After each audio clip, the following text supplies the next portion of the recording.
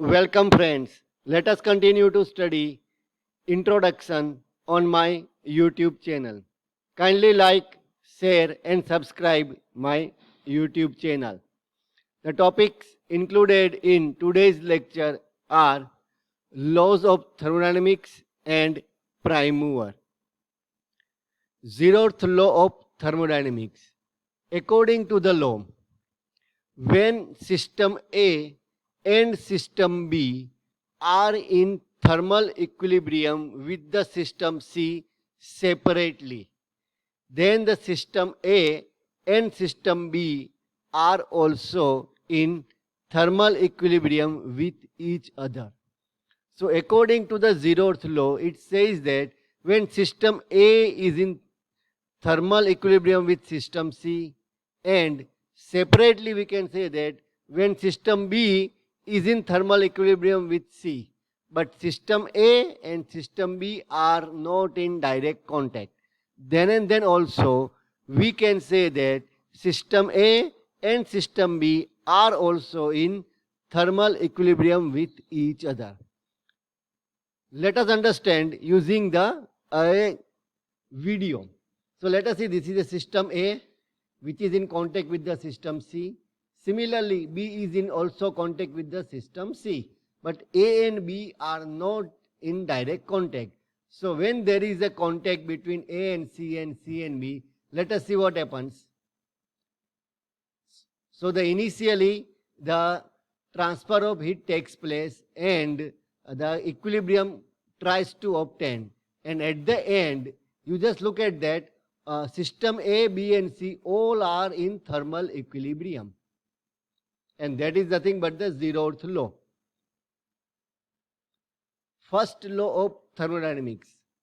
Heat and work are mutually convertible. It means heat and work can be converted mutually, but heat is not completely converted into work. So heat cannot be completely converted into work. As we have studied, heat is the low grade energy. So only some part of the heat is converted into work, and the remaining part is not converting into work, and that remaining part is stored into the system. Thus, when heat supplied to any system, some amount of heat is converted into work and the rest amount of the heat is stored into the system, and it is known as the internal energy. Now when we apply this first law of thermodynamics to the closed system, the heat supplied to closed system, that is equals to work done by the system and plus remaining part stored into the internal energy, that is U. And so we can say that change in heat is equals to change in work plus change in internal energy. We can also apply the first law of thermodynamics to the cyclic process. Now let us recall what is cyclic process. The process is in which initial and final states are same, then it is known as the cyclic process. Now let us take the example. This is the PV diagram. System is at point 1, and at point 1 the pressure is P1 and volume is V1. At point 2, pressure is P2 and volume is V2.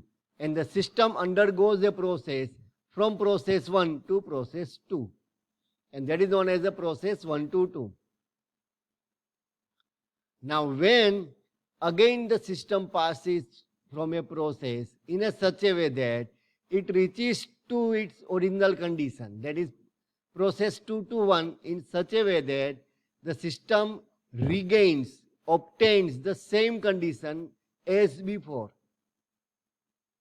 So if the system becomes back to the state 1, then it is said that system has passed through a cycle, that is cycle 1, 2 and 1. And in this cyclic process, initial internal energy and final internal energy are same because the condition of system is same. And we know the first law of thermodynamics, delta Q is equals to delta W plus delta U. Now for the cyclic process, as we have discussed, delta U is equals to 0 because initial internal energy and final internal energy are same.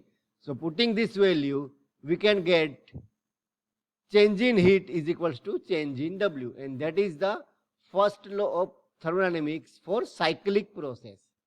It can be written in the different format that work during the process 1 to 2 plus work during the process 2 to 3 plus work during the process 3 to 1, that is equals to heat transfer between process 1 to 2 plus heat transfer between process 2 to 3 and plus heat transfer between process 3 to 1.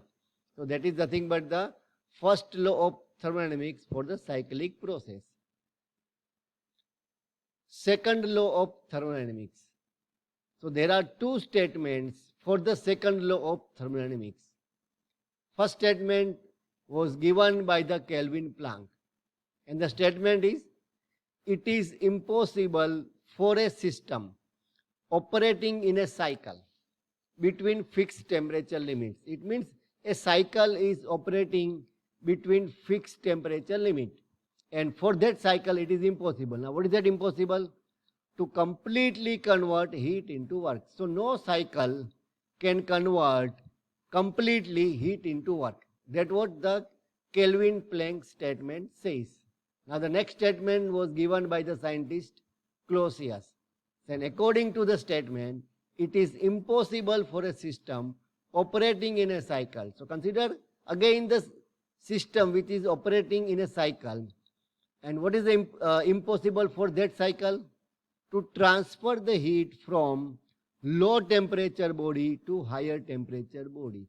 So according to this statement, so when a system is undergoing a cycle, it is impossible for that system to transfer the heat from low temperature body to high temperature body.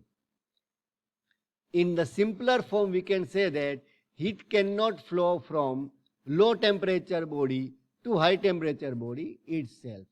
Both the statements are same, right? And as we have discussed that Clausius statement and the Kelvin Planck statement, both the statements are same. If we consider that Clausius statement is incorrect, and if we write some problem, then automatically it violates the Kelvin Planck statement. And if we write some statement considering that Kelvin Planck statement is incorrect, then automatically it violates the Clausius statement. And therefore it is said that both the statements are similar.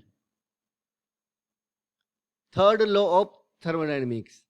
When a system is at zero absolute temperature, the entropy of the system is zero. Zero entropy means there is no molecular or atomic or nuclear or etc. disorder present in the system. Practically, change in entropy is estimated. Prime mover.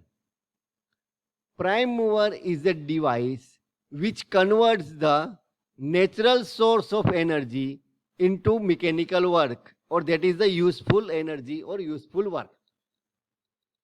Now let us understand the prime mover using the graphical representation. So this one is the prime mover, and what is entered or what is the input as a prime mover? It can be any natural source of energy. Let us see, chemical energy of fuel, that is the chemical energy of petrol, diesel or any other fuel. Another is the, what is the another natural source of energy?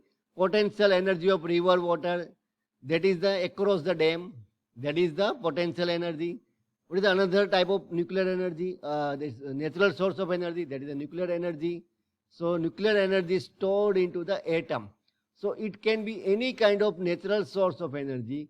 When it is supplied to prime mover converts the natural source of energy into mechanical energy or the useful work. So that is the prime mover.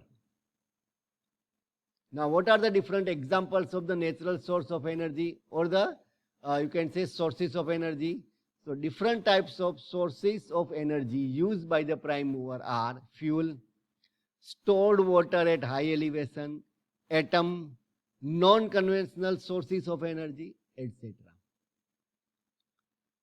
types of prime mover. So there are two types of prime mover. One is the thermal prime mover, another one is the non-thermal prime mover. Let us see what happens in a thermal prime mover.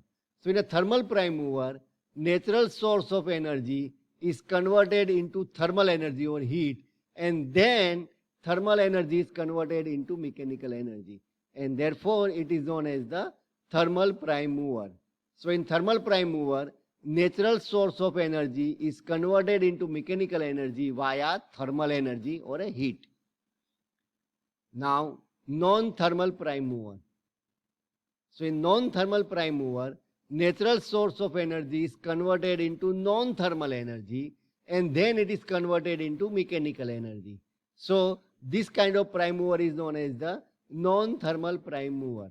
Steam power plant or the thermal power plant is the example of thermal prime mover, and hydroelectric power plant is the example of the non-thermal prime mover. Kindly ask your queries in the comment box. Kindly like, share and subscribe my YouTube channel. Thank you.